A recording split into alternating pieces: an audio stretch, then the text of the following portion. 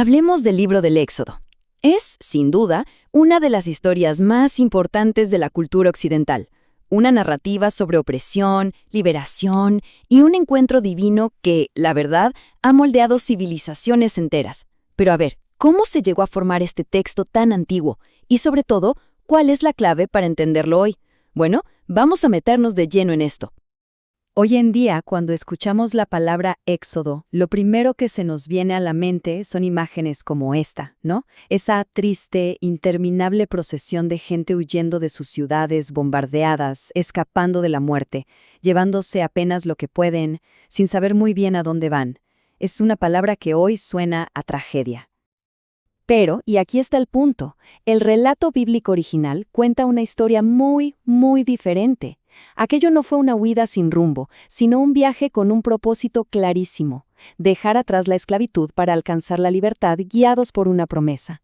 Y es justo por eso que el recuerdo de aquel éxodo no es una tragedia, sino una historia de triunfo. Entonces, ¿de dónde salió este libro tan poderoso? Bueno, esa pregunta nos lleva a uno de los grandes misterios, a uno de los grandes rompecabezas de los estudios bíblicos, sus orígenes. A ver, durante siglos la tradición decía algo muy simple: el autor fue Moisés. Y punto. Pero, ¿es esa realmente toda la historia? La verdad es que la investigación moderna ha revelado una historia de composición mucho más larga, más compleja y francamente mucho más fascinante. Ok, para entender el Éxodo, primero hay que verlo como parte de algo más grande: el Pentateuco.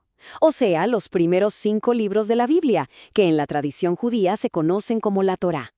Hoy se sabe que este conjunto no fue escrito por una sola persona, sino que es el resultado de una historia larguísima y compleja en la que se fueron entretejiendo múltiples tradiciones a lo largo del tiempo.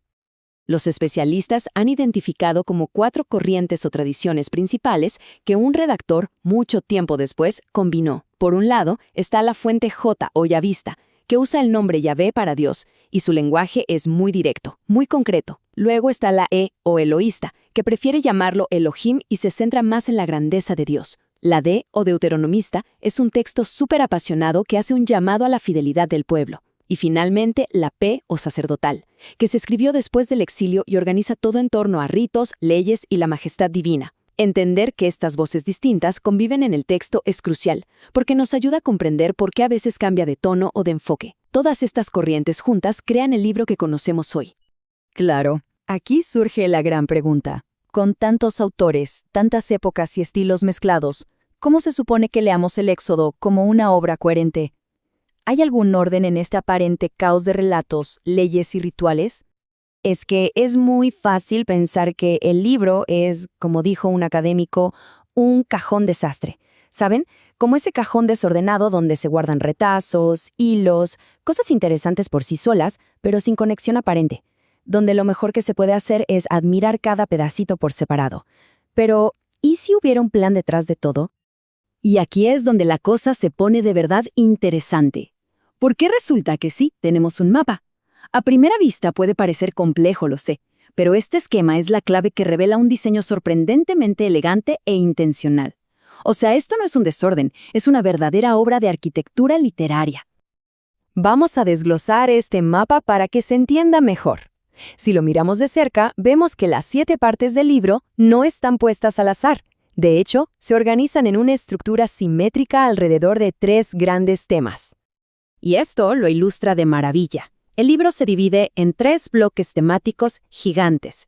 El primero es la liberación, que primero se anuncia, luego se retrasa y finalmente se realiza. El segundo, justo en el corazón del libro, es la alianza en el Sinaí. Y el tercero, de forma totalmente simétrica, es la adoración, que también se anuncia, se retrasa y al final se realiza. Es una estructura en espejo casi perfecta. Ok, ¿y esto para qué sirve? Pues el punto clave es que esta estructura no es solo un adorno bonito, le da al libro una narrativa poderosa, coherente, nos lleva en un viaje que tiene un propósito muy, muy definido. Fíjense bien en esto, que es genial. Los 2 extremos del libro, el principio y el final, se conectan de una forma muy inteligente. El libro arranca con el pueblo haciendo trabajos forzados, un trabajo de esclavos para un tirano extranjero. Y termina con el pueblo haciendo un trabajo libre, con entusiasmo, al servicio del Dios que los ha salvado. Es la transformación completa, de la esclavitud al servicio libre. Así que, al final, vemos que el libro del Éxodo está lejísimos de ser un simple cajón desastre. Es más bien un tapiz, tejido con muchísimo cuidado. Sus distintas fuentes y su compleja historia no son un defecto, sino la fuente de su increíble profundidad. Una profundidad que le ha permitido hablarle a generaciones de judíos y cristianos durante siglos. Y todo esto nos deja con una última reflexión. ¿Es el Éxodo simplemente un registro de historia antigua? ¿O será que su estructura, que nos narra ese paso de la opresión a la libertad y de la esclavitud al servicio, sigue siendo un modelo atemporal de liberación que resuena con fuerza hasta nuestros días?